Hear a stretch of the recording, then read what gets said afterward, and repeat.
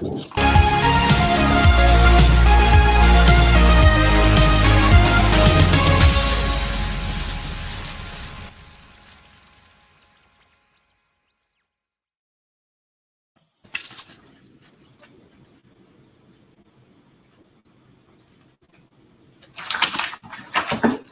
are not hearing you.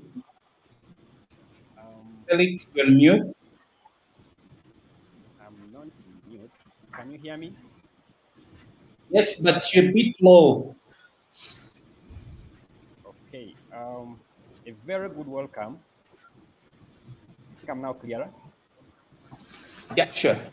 A very good welcome to all our dear listeners and viewers. Welcome to ACFIM Talks today on the 15th of October 2021.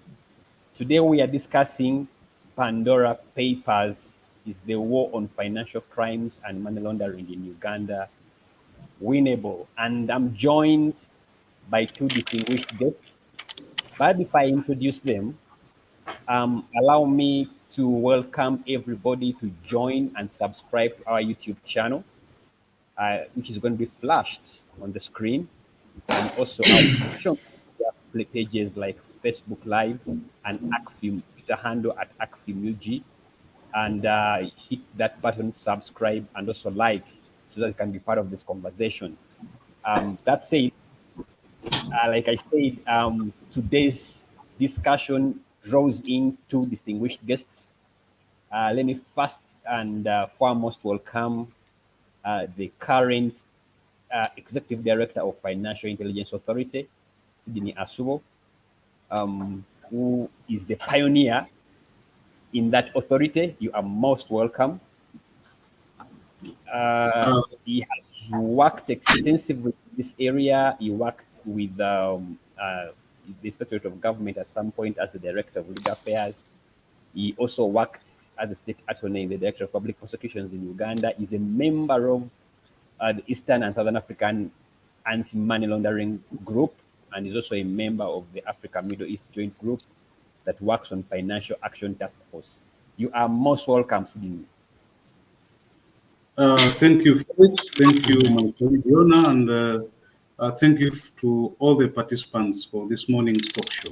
I'm happy to be here. Great.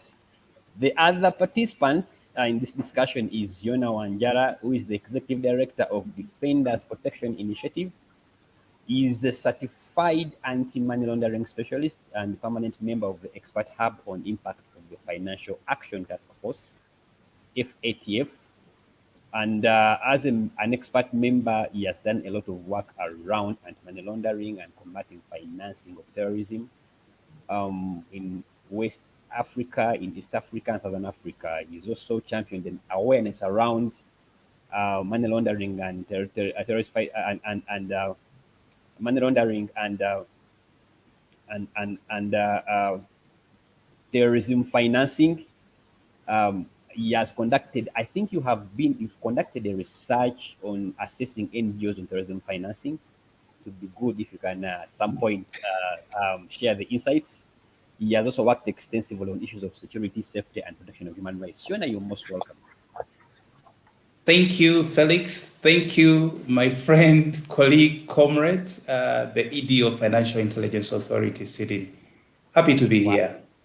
Sure, it's quite exciting to have the two of you discussing a very interesting topic. And probably let me give it a grounding.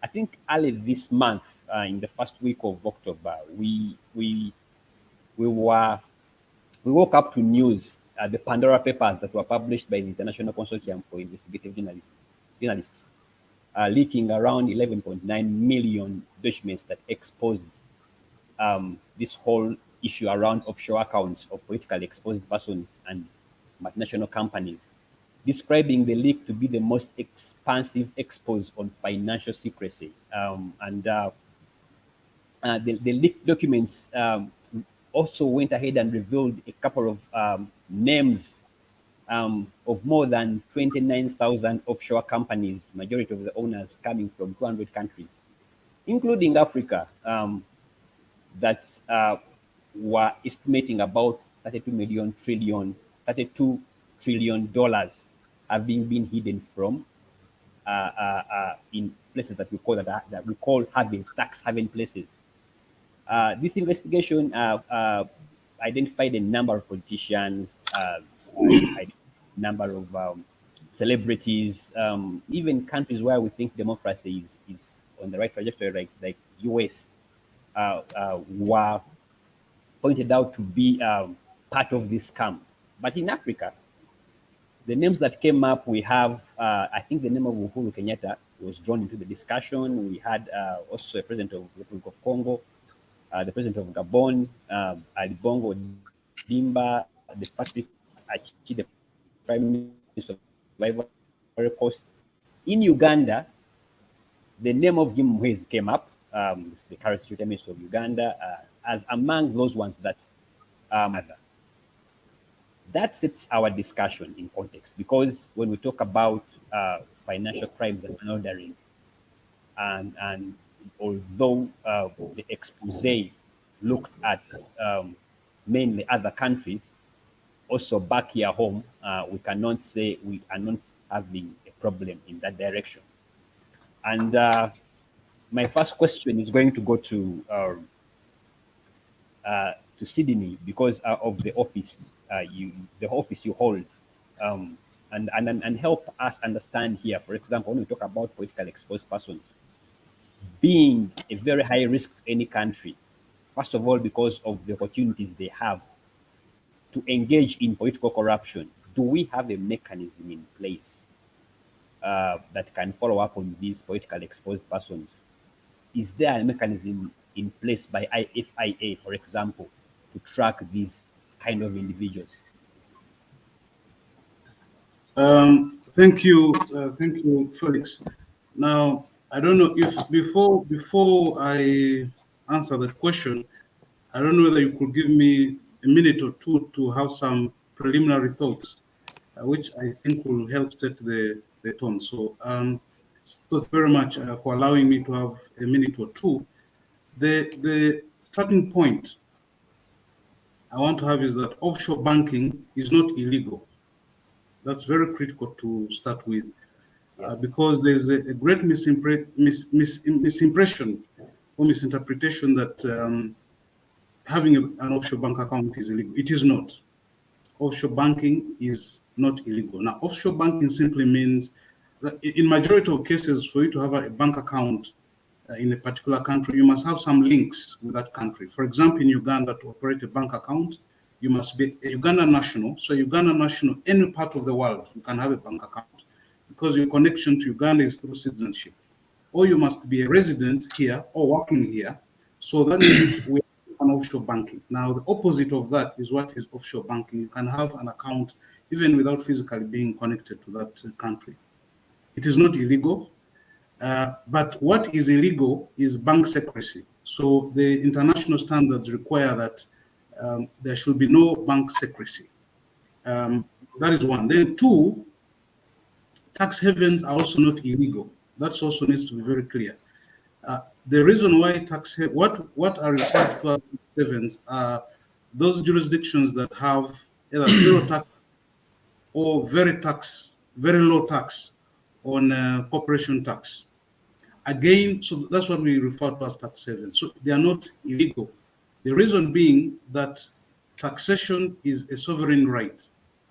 No one is going to tell another country to put their corporation tax at a particular threshold, because it is a sovereign right. So if they want to have zero tax on profits, no one is going to stop them from, because that is a sovereign right of that country.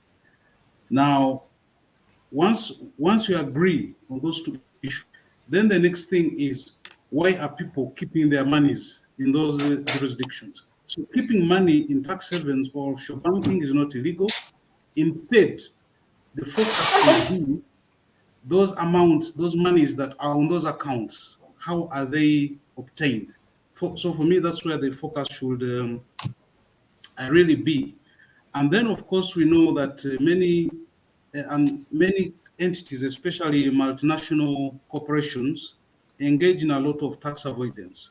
We all know, again, tax avoidance is not illegal, but we know that these multinationals usually engage a lot of lawyers, accountants, and tax experts to assist them in looking at the loopholes and gaps in legislation of different countries to see how they minimize their tax obligations. Now, again, that is something we can frown upon from a moral point of view, but again, it's not illegal. So this is the starting point, and these are the things which enable, in my view, the situation we are in with the leakages from the Pandora box. So the outcry has been more because the persons who appear on this lists are suspected to have obtained the monies illegally, not primarily because they are operating illegal accounts in those offshore jurisdictions. So I've always been saying that for as long as the global taxation architecture, as it is currently structured, exists, then this problem will persist. So until we have a global, an agreeable platform across the world where the current taxation infrastructure is changed, then this not be the last. We'll have a Pandora's box. We have had the previous one, the Panama Papers, the Paradise Papers, and as sure as night follows day, we shall have another one, another leakage because of the current infrastructure. So if you had asked the question you posed, is the war winnable? My answer will be yes, the war is, but it will take a lot of effort with everyone pulling in the same direction. So it's like a tug of war. If some people are not pulling in the same direction, then this is not a war that it will be won. So it's not, yes, it is winnable, but it's not an easy one to win. So those are the 2 minutes I asked for. But also, before I go to the specific question that you asked, so the question is, what is the primary motive for the rich and powerful that you have mentioned for keeping this money in those jurisdictions? Of course, one is a desire for secrecy. Two is to protect the assets. And desire for secrecy and asset protection does not necessarily mean that the money has been obtained from illegal sources. But the third category is protection from criminal investigations. So that is the category of persons that will be of interest, because that means the monies are there for the proceeds are these are proceeds of illicit activities, and therefore they are putting the money there for protection from the reach of the jurisdictions that they come from. So to answer your question, that do we have mechanisms for tackling issues of PEPs? Yes, the answer is yes. We in our law, in our Anti-Money Laundering Act 2013, as amended in 2012, in 2017, PEPs are very well categorized, and the definition of PEPs is in line with the international standards. So we have two categories. We have the domestic PEPs, and we have the foreign PEPs. So the law requires that all institutions that hold accounts on behalf of customers should have a list of a classification for politically exposed persons, both domestic and foreign, and then maintain these lists. And where there are certain specified obligations they have to meet, especially so by law, PEPs are defined as high risk. And like any other high risk customer, the banks are supposed to have policies and mechanisms in place for two specific purposes. One is to understand the source of the source of their wealth, and source of wealth should be distinguished from the source of the funds, because funds and wealth are distinct. So for the rest of us, for the rest of people, it is a source of funds for a particular transaction. But for politically exposed persons, the requirement is to understand the source of wealth. So that distinction is very clear, is very key. And then for every PEP, they should apply enhanced due diligence measures. So all those provisions are there in the law. So yes, we do have the mechanisms available. Thank you very much. Wow, interesting, and thank you for clarifying that so that to help this discussion to clarify that it's not illegal, as in tax havens are not illegal, and I think viewers out there should understand that, so that they do not necessarily look at this as the Pandora's Papers, what came out of it as entirely an illegal thing, but probably it is the source of the money that is the questionable area here. But let me come to you, Yona. It is clear that, for example, let's bring it to Uganda here. There is this whole notion of real estate sector. It already, there have been indications that most of this money laundering, the money ends up, the cleaning of that money ends up in financing real estate. And in Uganda, we've seen a rise in real estate, especially towards electioneering period. Is there a relationship between the boom in the real estate sector and money laundering? Because some of these monies have somehow ended up also financing politics of some countries. Could there be a relationship? Okay. Thank you, Felix, and thank you, Sidney, for setting the tone. I'll dive directly to the question without, I think, deviating. Is there a relationship between the booming real estate sector and money laundering? I could say yes and no. If you look at researches that have been conducted by several financial intelligence authorities and standard setters, they reveal a simple thing, that the real estate business has been very attractive to the money laundering elements or the money launderers. Why? For several reasons. Because when crime generates resources, when people get illicit finances, they would wish nobody to trace how they spend the money, how they got the money. So they look at, where else can I invest this money while my back is covered? And I think real estate, not only in Uganda, but in many countries around the world, provides that very good opportunity to invest illicit money. Why?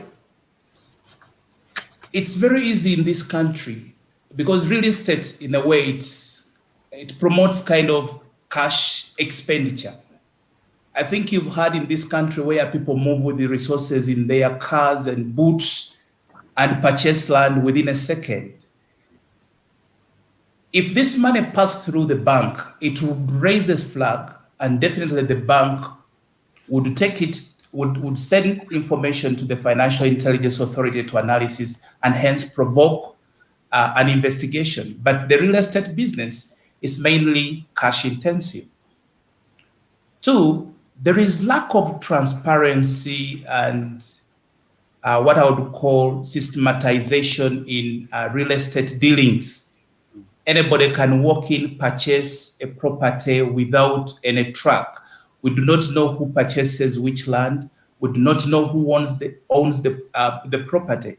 So since we have this whole secrecy behind the beneficial owners of some of the properties that mainly provide an opportunity for easy transaction of the real estate, then it makes it explain that yes, there is a linkage between money laundering and the real estate business. The other element that perhaps is important for our listeners and viewers to know is that when crime generates money, it does not care about profits. So regardless of the cost of the real estate, the money launderer will purchase it. They are not investing to get profit. They are investing to clean up their money. If I sold you the land, I just want you to pay me the money, and I clean the proceeds of crime. So it becomes very hard for the investigation to come to conclusion that this money was illicitly got. And when you look at the tactics and strategies of money laundering in real estate, for example, the reverse flip element, it's such a conducive area. The loan back, I think you've had in this country also people who have told you that I've sold a goat and I bought a particular property. This shows you the flow and the opportunity the sector gives. And since they do not look at the profit in their investment, that's what explains the booming sector. For example, you and me know that Uganda is mainly a resident country. Look at the amount of apartments that are coming up. And I believe most of the Ugandans are asking, who is going to occupy? It's not their concern. We just want to clean up the money, then sell. Even if it takes us 1,000 years, we are not looking at the payback period. So such windows and such gaps can make you come up to the conclusion to say that, hey, it's an area that gives money launderers an opportunity to invest. And there is a connection between money laundering and real estate. Thank you. Interesting. And I want to throw in here, Sydney, because we've been having this discussion, wondering how all these very many plush, luxurious apartments and structures are coming up. But the bigger question here is, does FIA have a mechanism of kind of monitoring the flow of money in Uganda's real estate sector? Can you know who owns these luxurious properties? I understand that in the offshore world, ideally, it's difficult to know the actual directors who are behind these structures. But is there a mechanism of detecting, of knowing who are the actual owners of these structures? Does FIA interest itself in this sector? Thank you, Felix. Now, the environment in which one operates determines pretty much what they can do. Now, we are operating in an environment where 80% of the land in this country is not titled, which means that one can own land without having a direct link with them. We have a land registry that is primarily not computerized. Efforts are being done in this regard by the relevant parties, but we still have a large section of the 20% that is titled. This is not evidenced in a computerized manner. So you still have to rely on manual hard copy mechanisms to establish the ownerships. This is an environment where, while it is a requirement that after acquiring property you must transfer within a certain period, that is not a provision that is faithfully abided to, because the law requires upon acquisition of property you must transfer within a certain time. But we have scenarios here where people buy property and they simply don't transfer ownership. They take physical possession of the property, but there's no transfer of the ownership. The only evidence that ownership has changed is maybe an agreement that is within the private hands of the seller and the buyer. So we have all these scenarios, and then we also have estates where people are long deceased, but the titles have not changed. So the administrators of the estate or the persons who hold the letters of probate to the estate don't effect transfer to themselves or to the beneficiaries.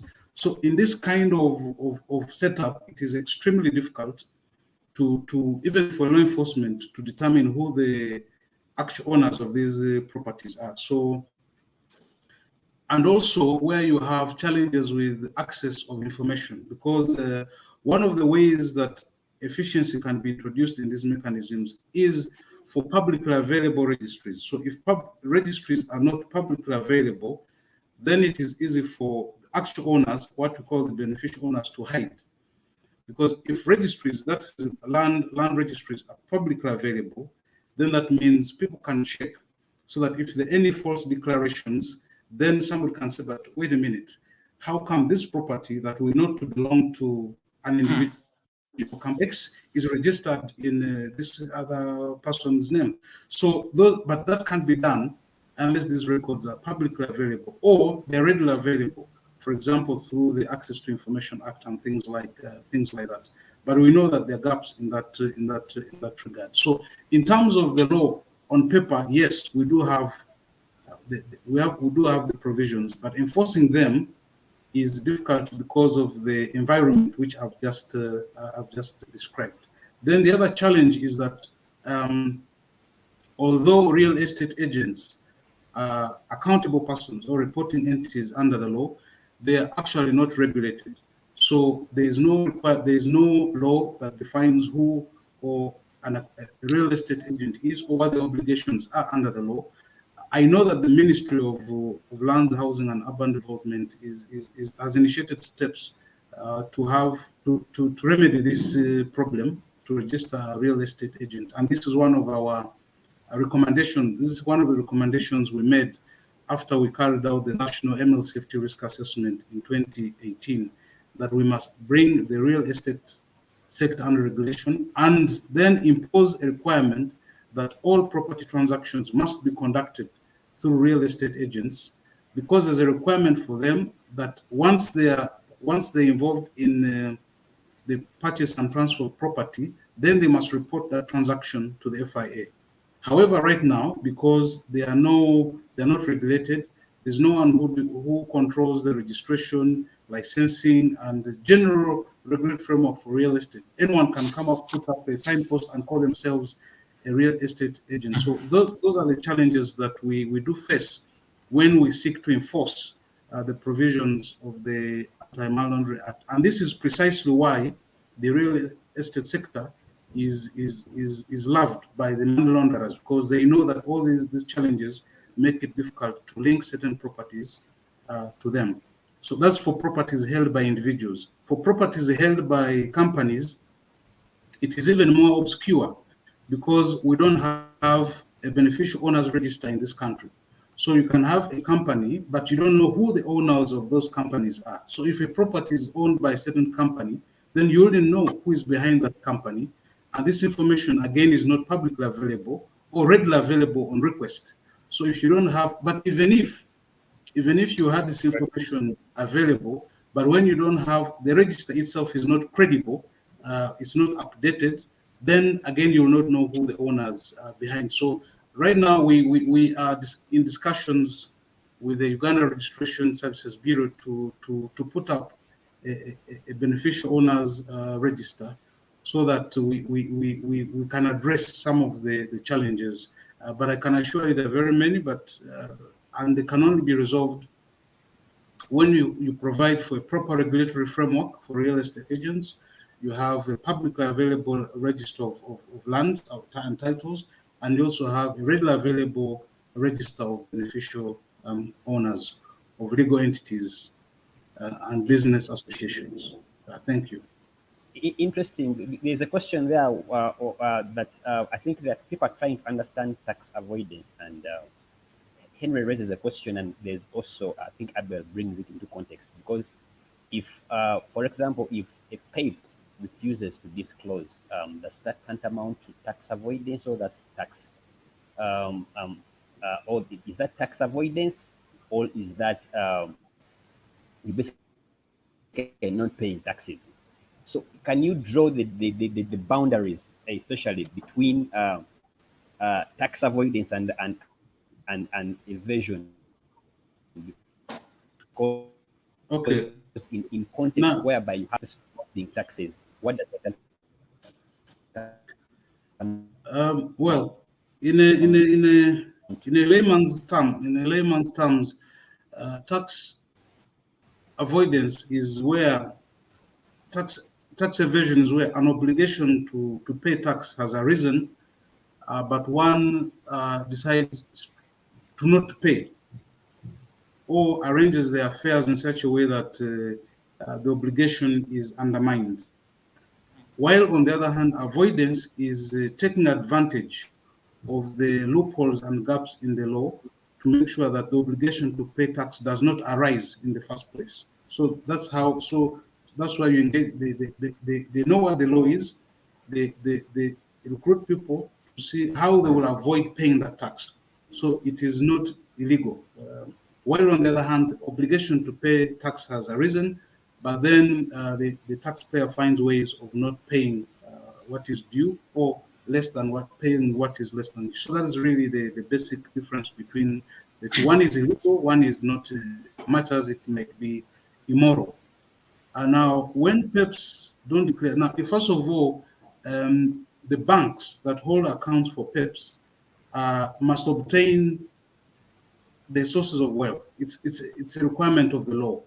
And if the bank is not able to obtain this information from the customer, the bank is supposed to exit that relationship, because they are not able to, because the way that if a bank is not able to comply with the requirements because the other party is not providing the information, then the general advice is that, one, you exit the relationship, and or you report to the FIA.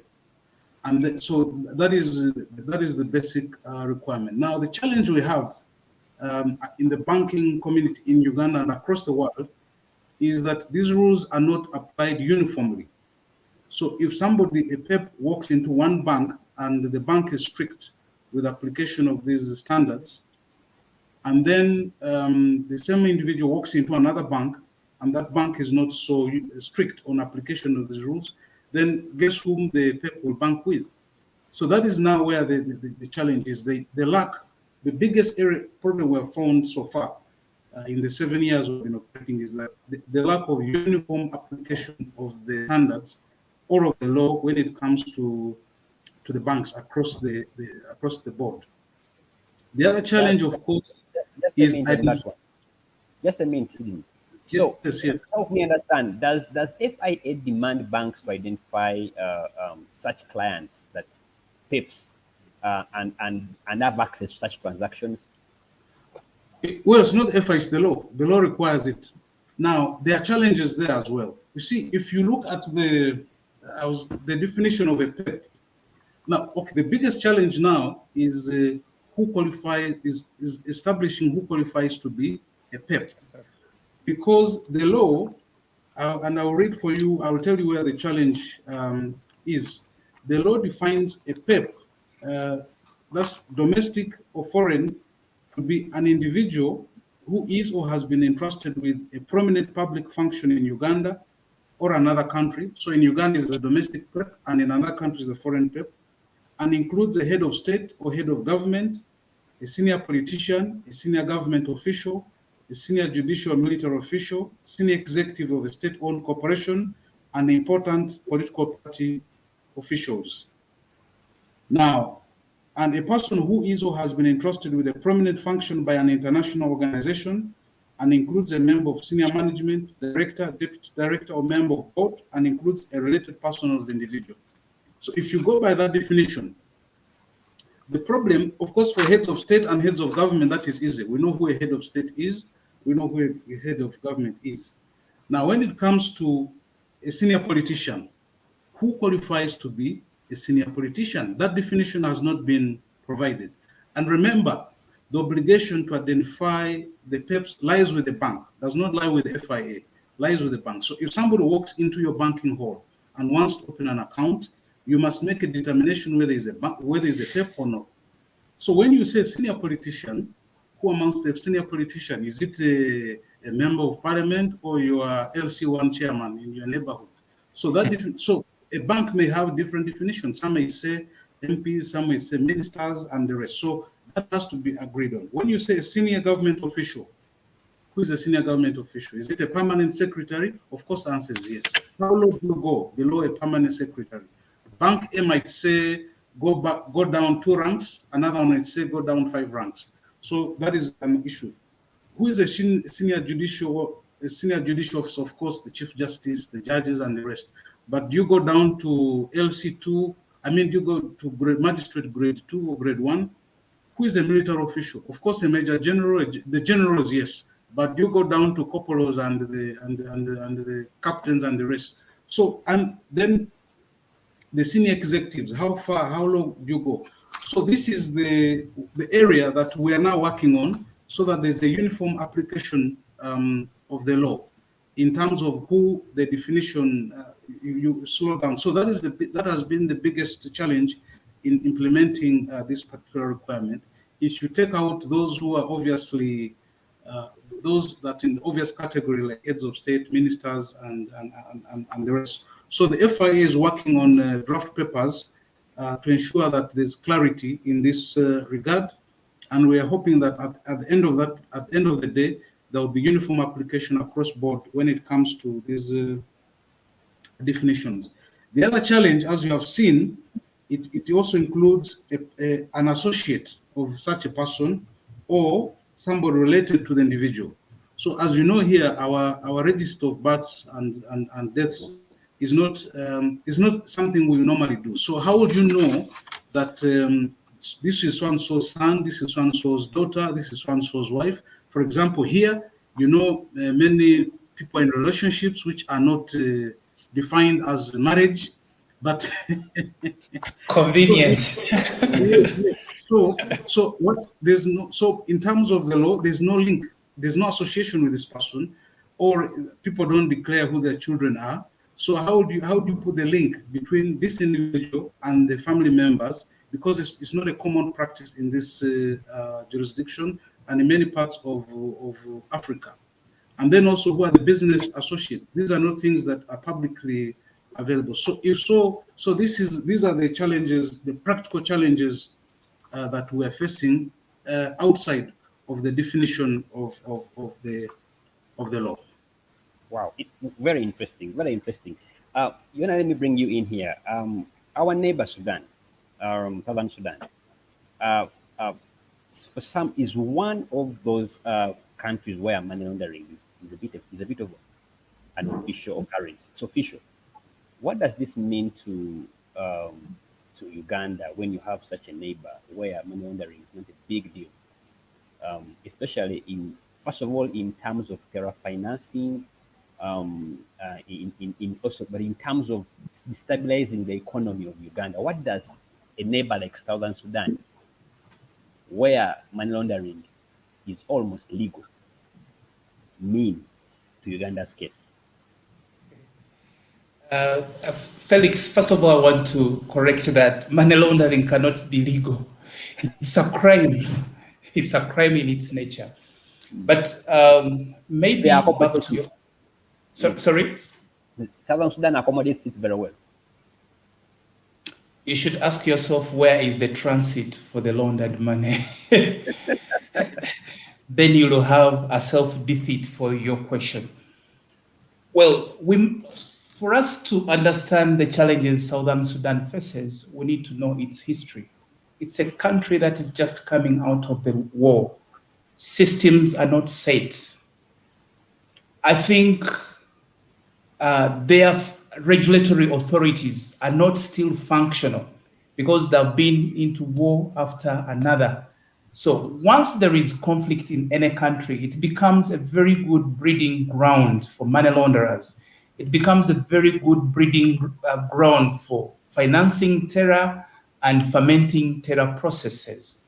So what does that mean to a country like Uganda? Of course, according to the international standards, if a country has very weak regulations for anti-money laundering and counterterrorism, then it should send a warning to a neighboring country that these are not the right neighbors to deal or work with.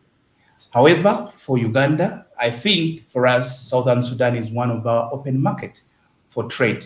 The only thing that we need to know is, one, to make our anti-money laundering mechanism robust at both private sector level and at government level. Private sector level is that banks should come up with clear mechanisms of following and tracking finances on cross-border, mainly with some countries that do not have very good or strong or robust anti-money laundering mechanisms. I think over to you, Felix. That's what I can say about South Sudan. Unless you want to add another. Yeah. No, there was a question which was raised, and I'll throw it to you. Please. I think they took a case of Russia and Turkey where some of the companies or entities have been declared to be terror organizations by applying by applying the terrorism financing laws, all the money laundering laws. Is that practical here in Uganda? Wow, what a heavy question. I think it's practical, but it depends on when can that practicality come to be. I'll give you one example. If money launderers would wish to invest or to engage in terrorism financing, you need to know the history of the money launderers, the power that these money launderers have, the access to resources that they have. If in any way they are connected to the system in power, it becomes very hard to declare a particular entity a terror financing entity. It's pretty hard. It can only come to declare a particular entity that has any connection to a political power when that or the people involved leave the system. So in line with, I saw the question on Turkey. I think Turkey declared certain organization on terrorism financing, and mainly the people who are connected with the former regime of Razak Najib, but simply because Razak Najib had left power. When he was in power, any investigation connected to money laundering was impossible. Remember when it came up, we had to fire the Attorney General, he had to fire the Malaysian anti-money laundering agency. So it becomes very hard to take a decision. And sometimes when I feel our wars on money laundering mainly, I feel, okay, who are the people that the Financial Intelligence Authority is interfacing?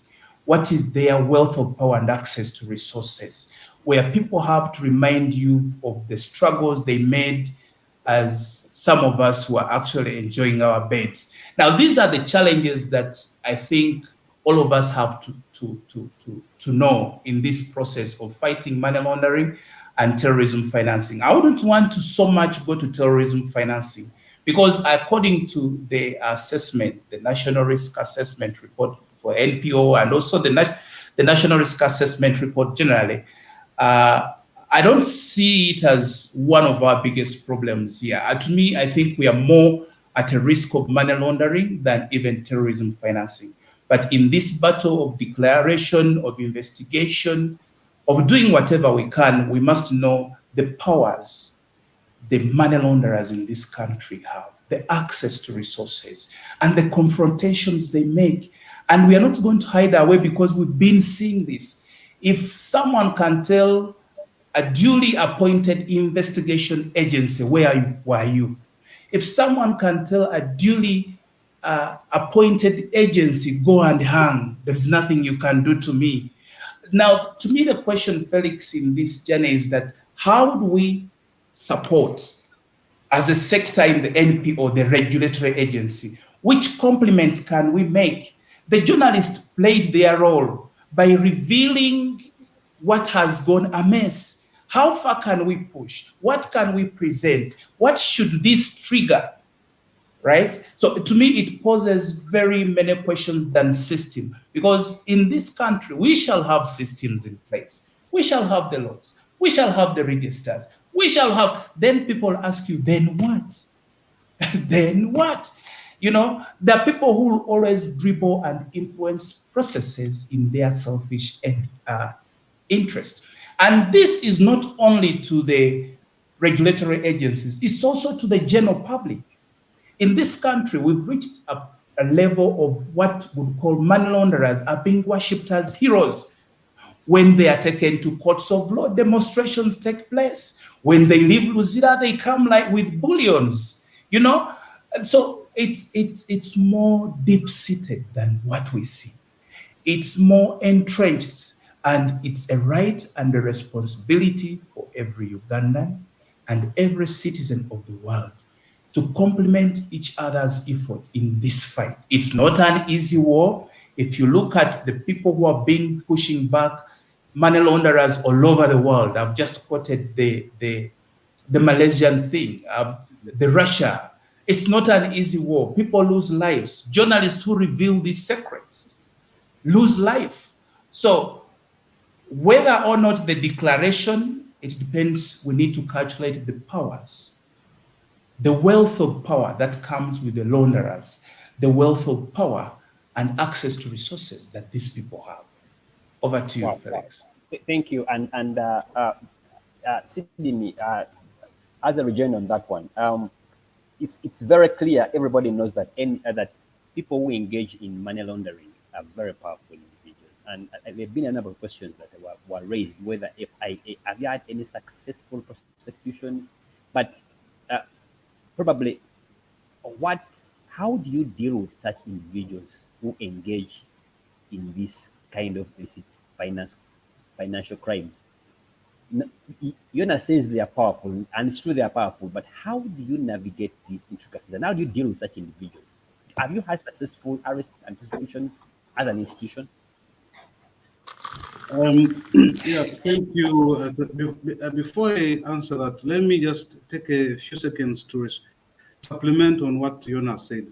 I think we must draw a very clear distinction between terrorism financing and money laundering. Now, the only common thing and why we normally lump them together and try to tackle them together is that the mechanisms and means by which launderers and terrorist financiers move their money is the same. They use the same mechanisms to hide and move the money and the rest. That's the only common thing. Now, because and majority of money launderers actually stay on terrorism financing, because for them to be able to enjoy the ill-gotten wealth, the illicit proceeds, they want an environment where they can enjoy the money. So they actually try to stay away from terrorism financing. On the other hand, most finance of terrorism shall obtain their money through legitimate means. The reasons why they finance terrorism are normally ideological reasons. So somebody gets money through legitimate means, but for some ideological or other reasons, they decide to finance acts of terrorism. So that distinction must be very, very clear. And of course, countries have processes they use to declare individuals to be financiers of terrorism, depending on the definition of terrorism in that country. And then I also saw a question from my friend Mr. Mayeku David that about harmonizing the definition of PEPs across SMLAG. SMLAG is the Eastern and Southern African Anti-Money Laundering Group. So yes, the answer is yes. We try to define, actually the definition of a PEP is a universal definition, which is in the by the Financial Action Task Force. So, and that definition is the one which is in our law. However, FATF is also aware that you cannot be too prescriptive on what, so what FATF requires is that a senior politician should be a PEP.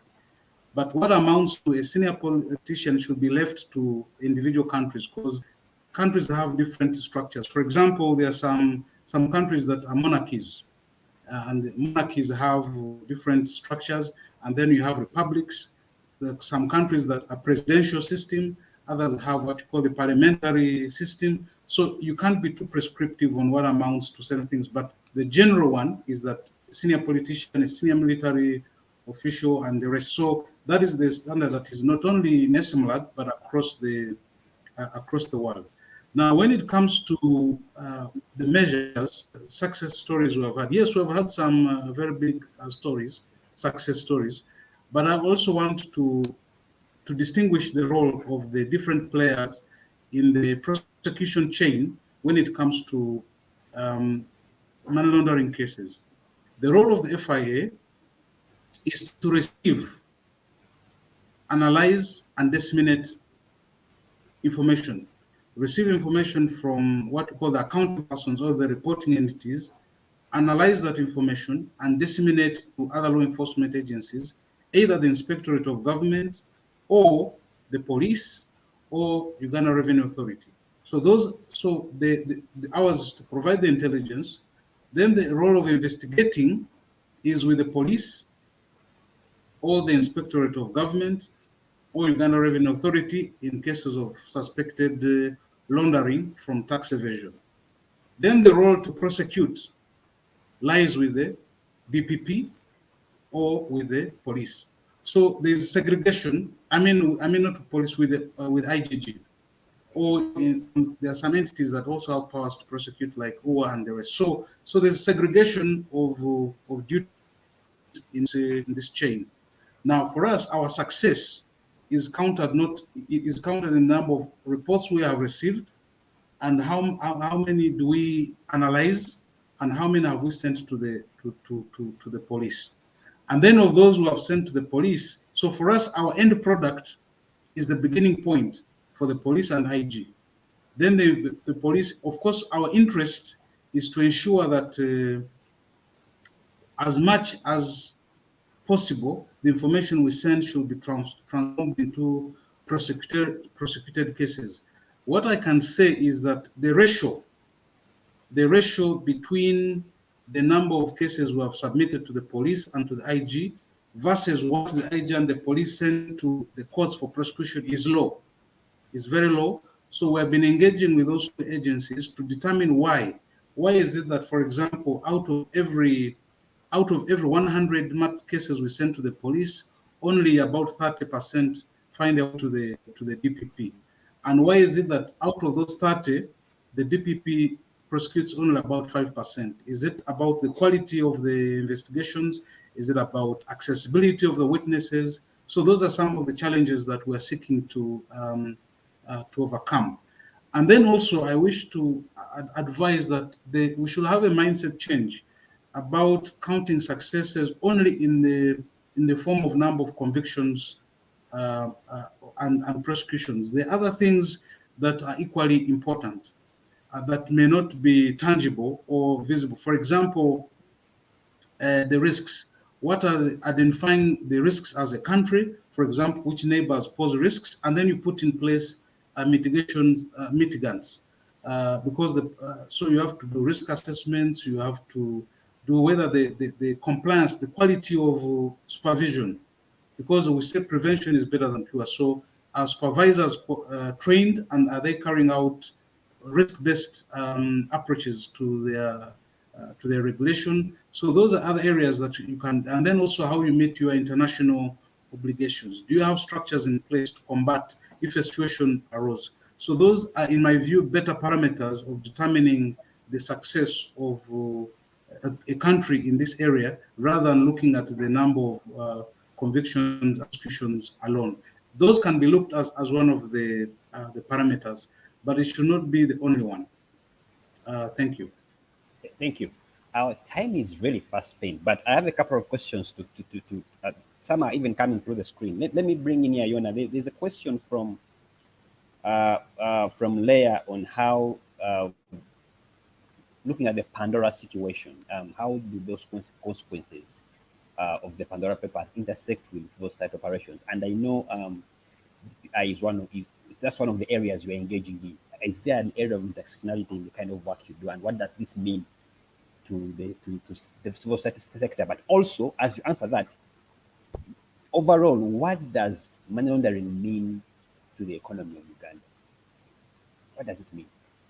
The implications.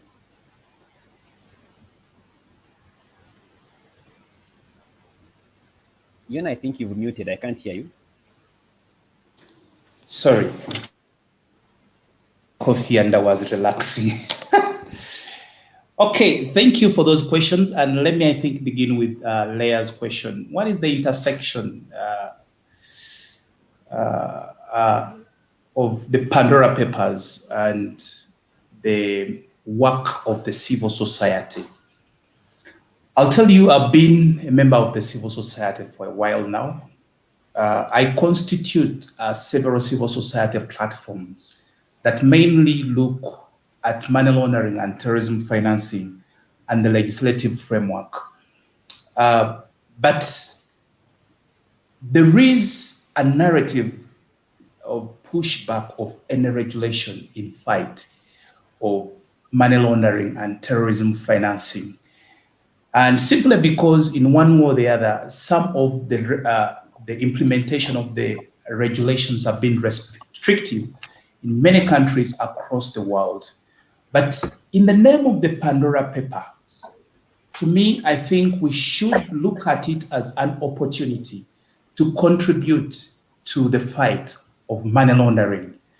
If you followed the illicit financial flows in African continent, one of the biggest challenges this continent has, and the country in particular, is laundering the resources to jurisdictions that are untraceable. So here we have journalists, 600 from over 174 countries, with databases that has been equated to 2.9 terabytes or so. Can we use this as information that we can verify, then inform the legislative process? Can we use this information to demand even our parliaments to begin discussing about this, to have interest in it? Because in the money laundering language, they'll tell you the Pandora Papers are adverse media. Yes, it's one of the things that can trigger investigation. But what can civil society do? Civil society should heavily join on the war against money laundering. It should see how best it can complement already the existing structures to fight money laundering. Should the existing structures have gaps because some of them have fallen short of trust, then we should use it again as an opportunity to challenge, because regulators will tell you that we've done A, B, C, D, but there are still gaps. So I think we need to look at what are the opportunities that have been revealed by the Pandora, that the civil society sector, mainly those ones involved in policy making, those ones involved in fighting corruption and other predicate of financial crimes, can join the wagon of this war. That's why you chose a very good question, though with a very terrifying word. Can the war on Pandora Papers be won? When you say a war, it triggers a heavy word, but yes, it can be won. And civil society, this is the time when we need to participate. I would want and I would expect mainly organizations like ACFIM to come up with a policy brief to Parliament, that we should not let this go. Of course, there are rumors. We should not let this go. Let it be discussed, and Parliament also interests itself in it.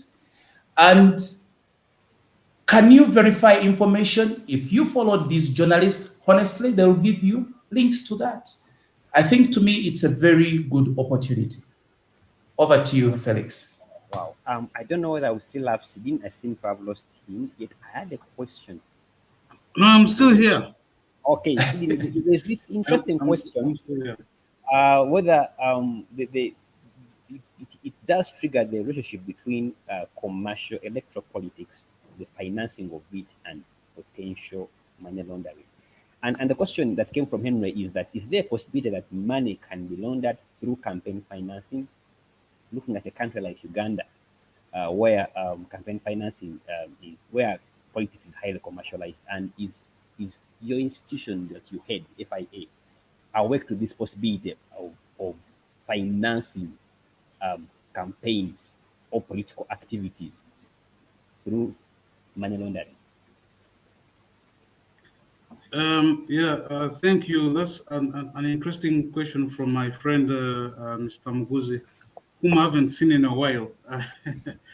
But I know he's operating behind the scenes. Yes, we're aware to this possibility. The answer is yes. Now, the question is, can campaign finance be used to launder money?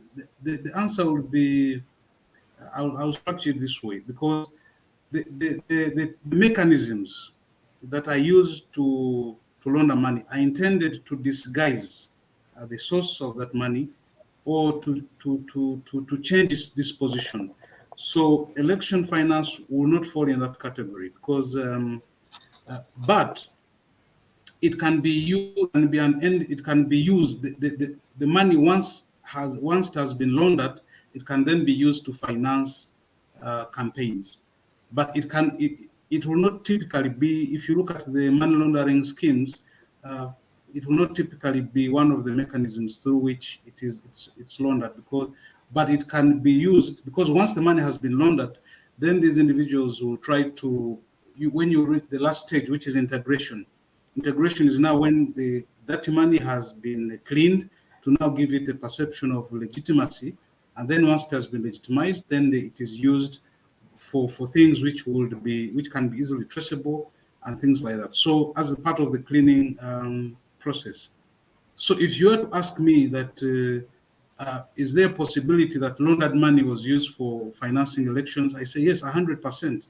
Because as long as you live in a country that is corrupt and there are high levels of corruption, then obviously you're going to have that money, part of it, a lot of it, not only part, a lot of it filtering through the election cycle. And in my view, the laws we have in the country about election finance are not tight enough to be able to sieve this money.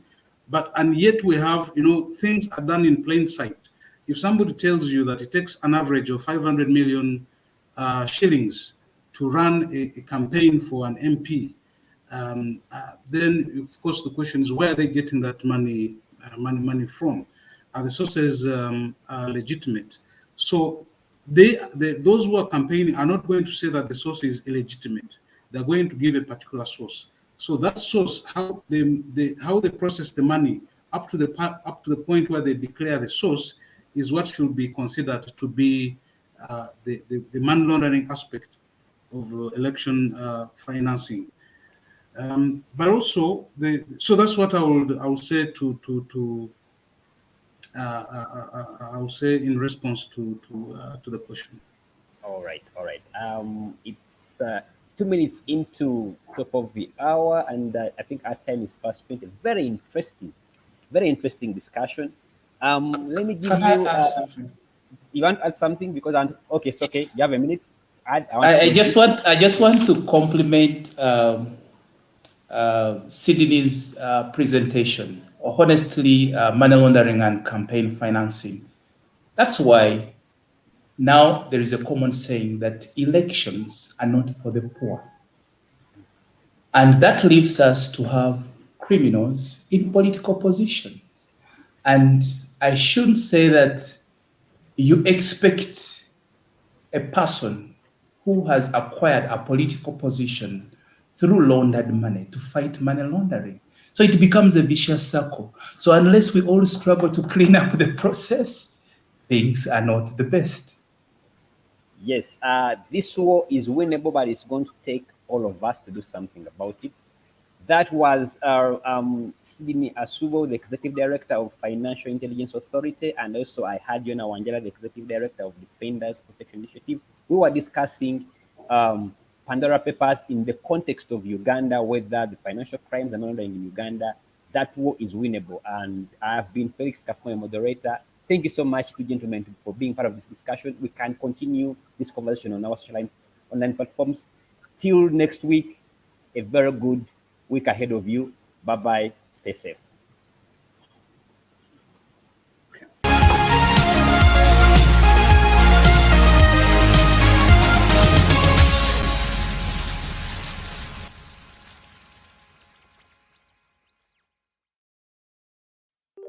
The monster of money politics is eating up Uganda's democracy. When you take money from a candidate, it means you are feeding the monster.